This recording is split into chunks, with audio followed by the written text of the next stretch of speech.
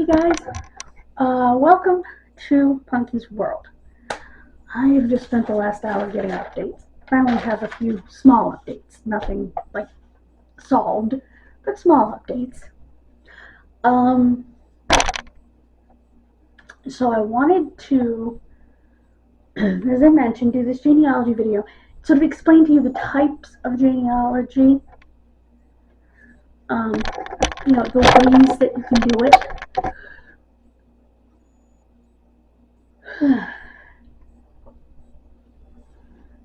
The first type is what they call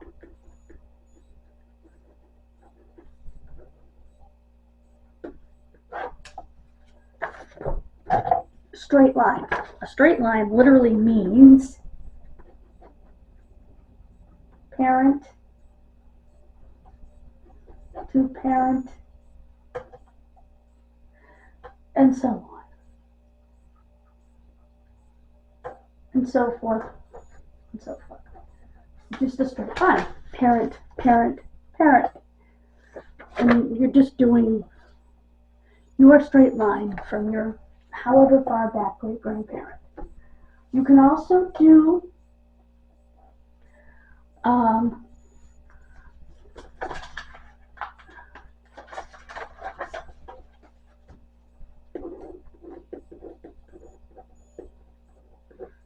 this along with your straight line. Offshoots.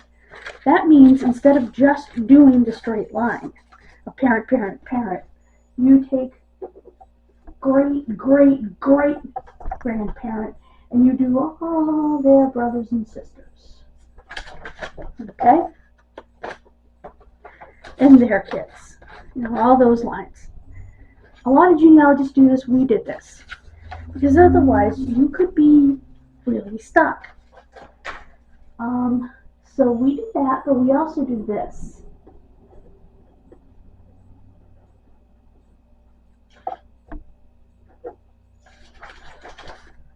Medical. What that means is you're taking these people and you're finding out what illnesses they had, what caused their deaths, so death certificates become of critical importance. Not that they're not already, because they carry a lot of information, but when you're doing the medical genealogy, you want to find out what runs in your family. So you're going to do the medical genealogy. You're going to do it on everybody out of curiosity, but you're going to do the main bulk of your medical genealogy concentration in your straight line, your direct line. That's what I should call it, direct line, not straight line. Direct line. Also, so we do a hybrid of offshoots and medical.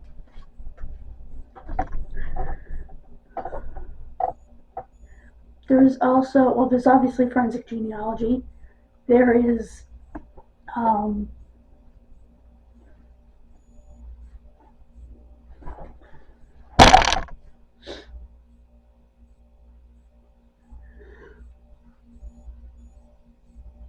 and one of the reasons that you don't want to get stuck in just a direct line are brick walls. If I was just doing a direct line, I'd have nowhere to go. Because I have a brick wall at my father's grandmother on his father's side.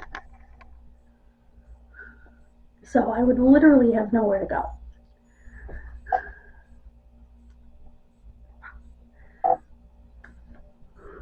Excuse me.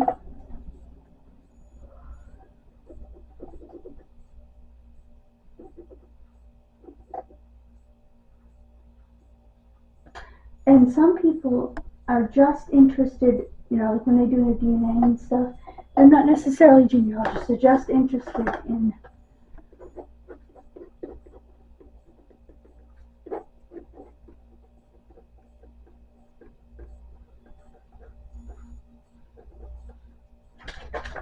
ethnic background. And that's when you'll see this person has no tree.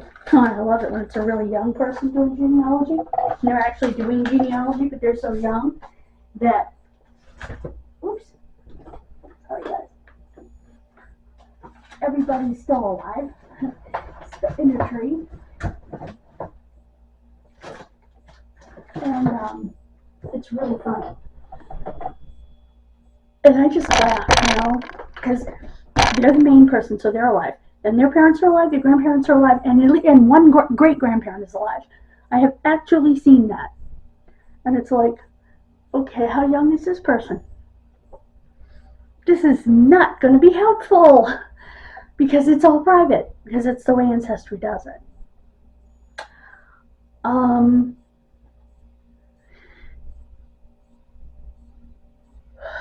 Keep that in mind.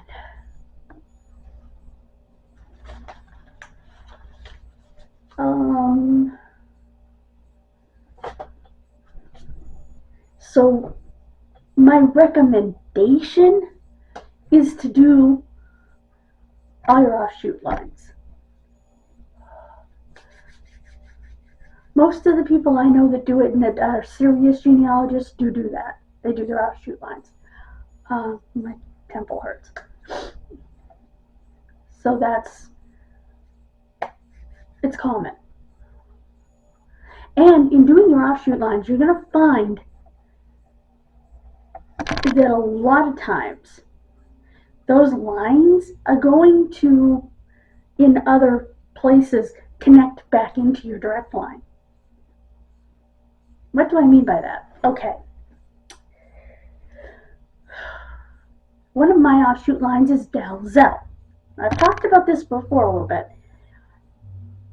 And what I've discovered is that this particular line, see, I should be related to Uncle James and Aunt Martha's kids.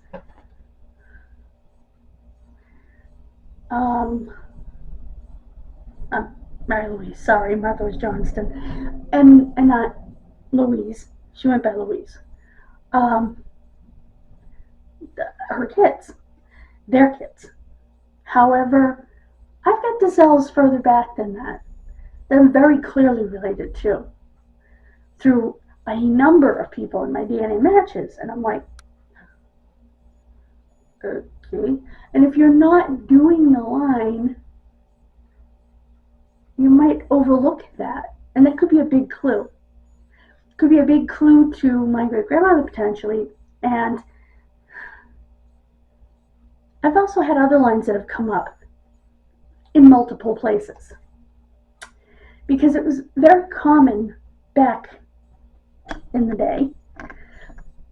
We're talking way back, not back in my day, we're talking way back in the day, like my great-grandparents' day, for siblings to marry, for brothers to marry, for a pair of brothers to marry a pair of sisters. Not uncommon at all. I have it, okay, both of my parents' grandparents did it. My father's mom's parents, her father and his brother married her mother and her sister. So I have all kinds of double cousins. So it makes your DNA interesting, because your double cousins end up going up to a higher level of cousin, a closer, not a higher level, but a closer cousin than they actually are, because of the fact that they're doubled. Because they're related on both sides of that parent's family. So it ends up going up.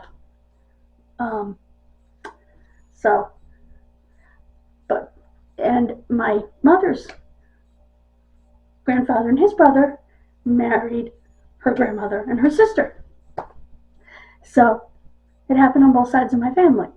I also have some greats that did the same thing on her side, and I probably on Dad's side. Matter of fact, I have so much mixed up DNA on Dad's side. It's kind of funny because we had, excuse me, in the Wilson line, someone who, I am so sorry about this hair. This is so terrible. Anyway, that's a little better. Anyway, who married his aunt. I mean, it was a really weird situation. And then there was, in that same line, someone else married a blood relative, and it was a disaster. So the roots of that line, the branches of that line kind of look like this. And you're going to find it in your family. You know, everybody's going to find crazy crap like that. You're going to find people that died of the weirdest things. You're going to find soldiers of all sorts of... Anyway, of all sorts of, situations, and you want military to be included in that. The one thing about genealogy software I personally like about it, Family Tree Maker, for instance, you can pick the things that you want to show up under each person. There's a place where you can go and you can say, okay, I want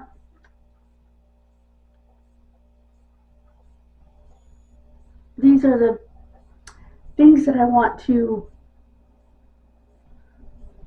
the pieces of information I want to show up for this person. Military service, immigration. And all you do to do that in that particular software, is to go to the part where you do that, and you have a list on one side, and you have the list of what is showing, the things that you can fill in under the people on this side. And you can take things out of that list, move things back and forth just by clicking the arrows. The arrow from here to here, or from here to here, from here to here, or here to here. Excuse me. The left side is the stuff that you can add to what the information you can fill in on the person's main page. And the right-hand side is the stuff that's already there.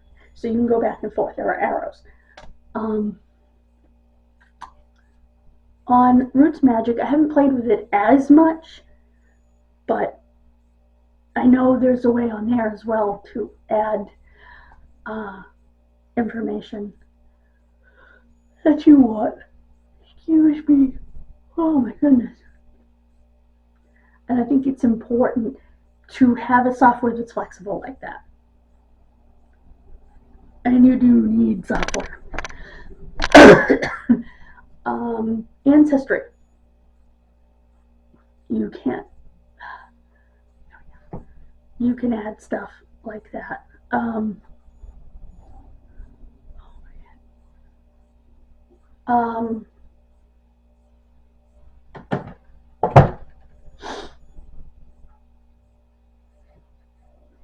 If you don't see what you want to add on Ancestry, you just simply click a drop down on the side and say, I want to add this. And you can add it. And it will show up on the side. Over on the left. On the right-hand side is going to be the basics. Spouse. It's going to be parents, spouse, children, and dates of birth and death. That sort of thing. But if you want to add other things, they'll come up on the left-hand side. So, but every site is different, every software is different. Find something you're comfortable with, you're comfortable working with, and use it. because you definitely need it to be computerized. When we first got Family Tree Maker way back, it was a game changer.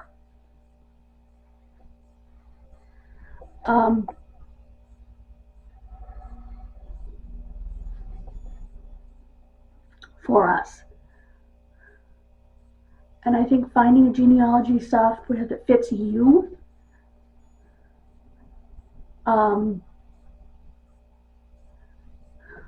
would be, well, is important. It needs to fit you, and it needs to fit how you work. Both Roots Magic and Family Tree Maker allow you to search online databases directly from the software if you choose. Like I said, you just need something that fits the way you work.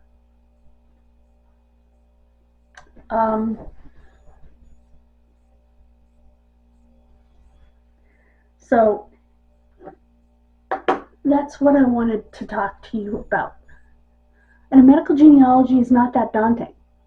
You simply, you find causes of death, you research those, and and you make sure that that stuff is written in under medical conditions or however, or cause of death, however they put it in whatever software you use. In Family Tree Maker, you have both. You might in Roots Magic too. In Ancestry, you simply write it as a note. And we did that.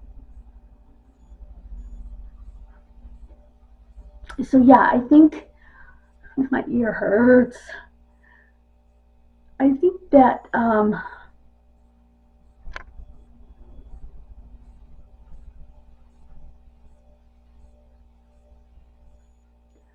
gotta say that that's going to be the important part when you're starting out, is to find the software. And if you start writing your tree from the beginning in the software and keep it up, it's going to be a lot easier. You don't know how many times, and always keep a backup of your tree. You don't know how many times we've started over. We had way more names than we have in our tree now. Our French line was way back, and it's not as far back now as it was. And another fun thing that you can do is, as you're doing your genealogy, find out what celebrities or famous people from the past, or even infamous people from the past, that you're related to. I have done videos where I've talked about my famous and not, infamous relatives as well. I will put that in the card above. I have two of them, so excuse me. I'll put one in the card above and one in the end card, so you can check those out. And you'll have hero relatives too. My great-great-grandfather's brother, as well as my great-great-grandfather, served in the Civil War for the Union. His brother, unfortunately, was captured. He was put in the most horrible, infamous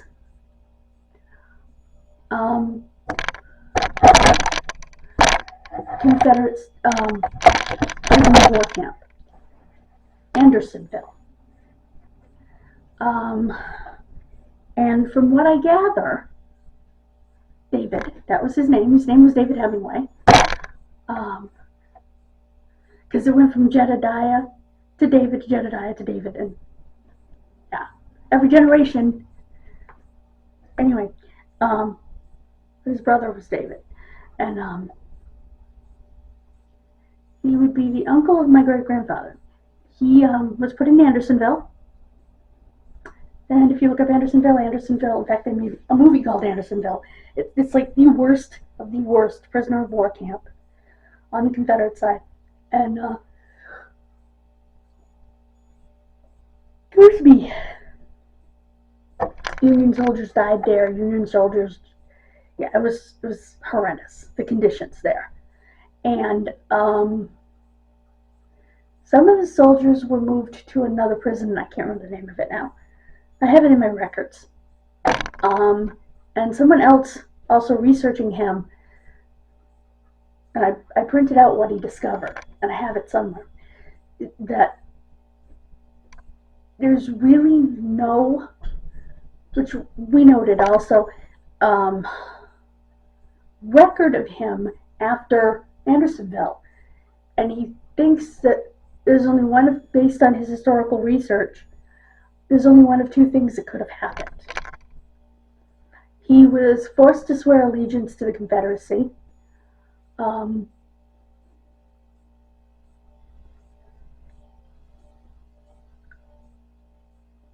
And therefore, I guess out of humiliation, never came home. I don't know.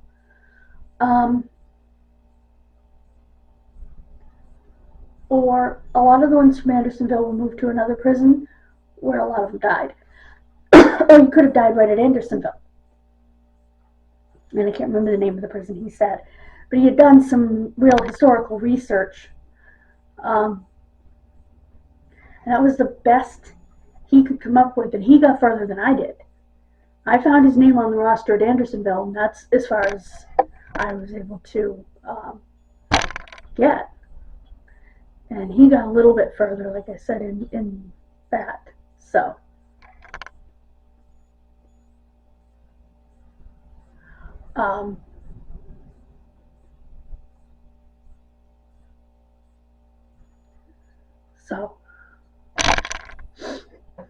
And you'll also get to see pictures of your ancestors, and I think that fascinates people more than anything, is seeing these pictures. I have quite a number of them on my ancestry, and I think that it's a way to get people involved.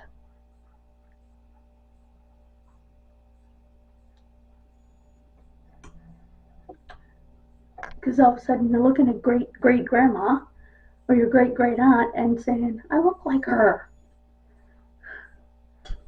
Or, I look like him, you know? A good example was our great-grandfather Thomas's brother, John. He died in 1900. And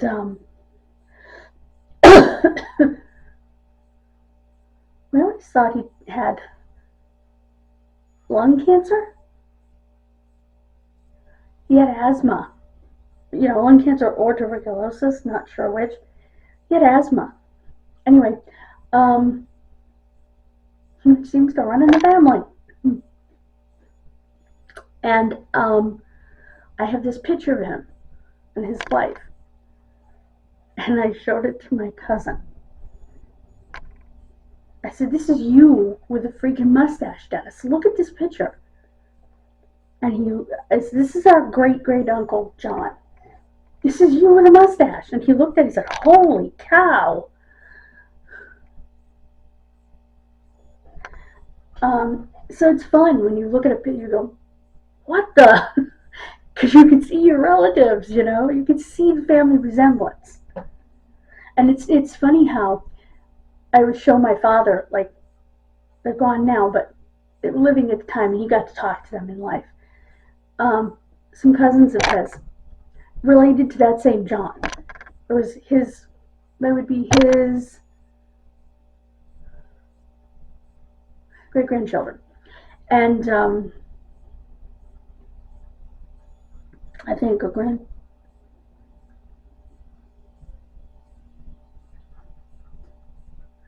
great-grandchildren. And I showed my dad a picture of Jack, and he took one look at the picture. It looks a lot like my uncle, actually, my Uncle David. And my father took one look at the picture and said, "That's a Wilson." And I've seen him do that in other pictures. Just what if your family has certain characteristics, what your family looks like. And my father can look at a picture and say, "Oh, that's a Wilson. That's a Hemingway." You know what I mean? He just knew his family's characteristics on either side. And so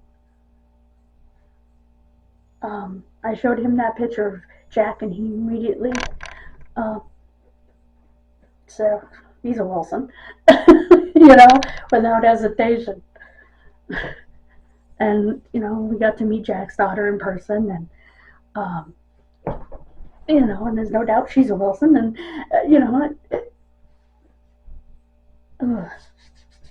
but it was funny when my dad looked at that picture, and then I showed it to my uncle and his wife, and they're like, well, my aunt, and they're like, "Yeah, he does look a lot like him," and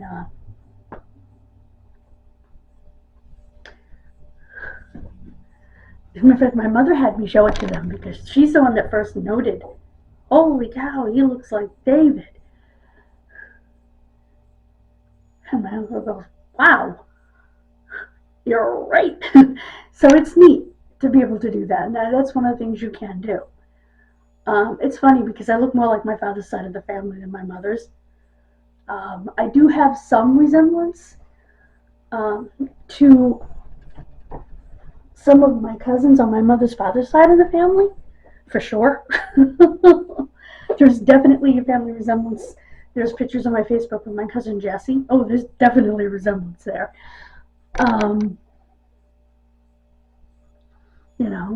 There's a resemblance with a couple of my other cousins on that side.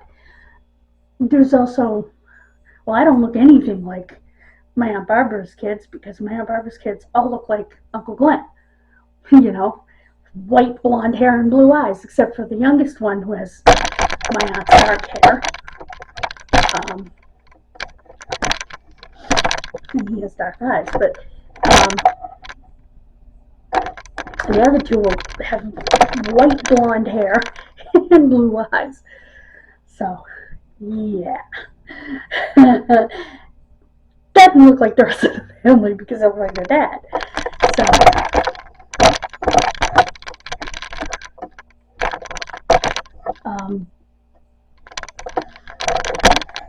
but I do have, my mother would tell me that there are certain features that I resemble my Aunt Barbara. Probably most out of everybody in my mother's family, in terms of resemblance, would be my Aunt Barbara.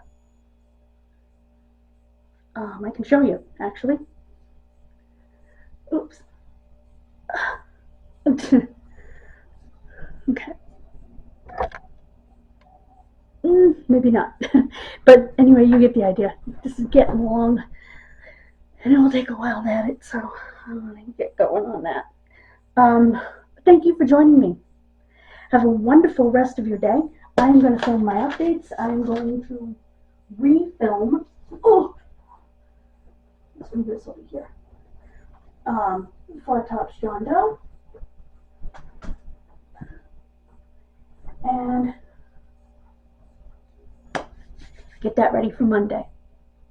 Get it all edited up for Monday, and over the weekend I'll continue editing and making posters. Well, I gotta make posters first. I can't edit without posters. And yeah, I gotta do this for Saturday, my updates. Oh, excuse me.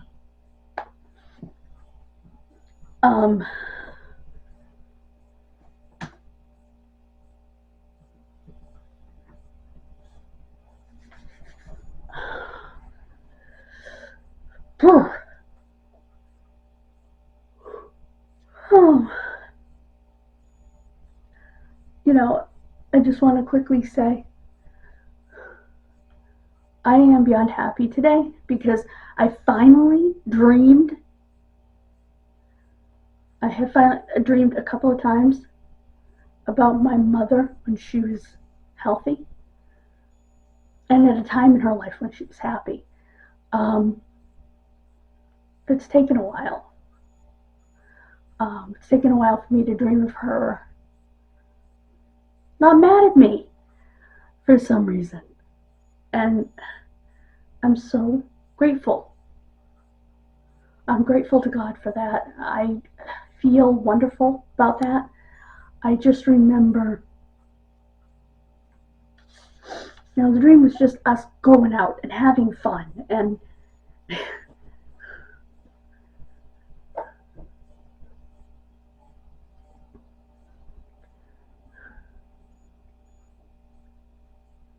I just wanted to share that. It goes along with genealogy.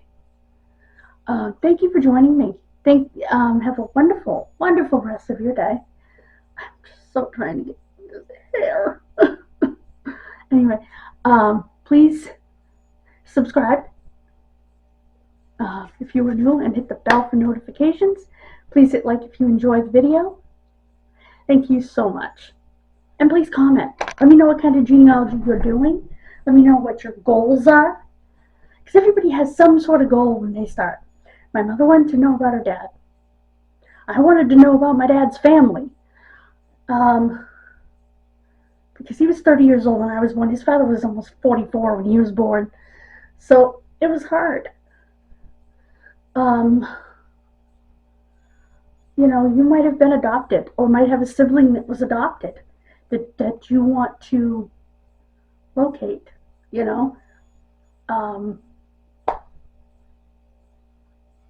I've done that twice. I found my mother's sister and my sister. Ironically, both of their adopted first name was the same name. That's weird.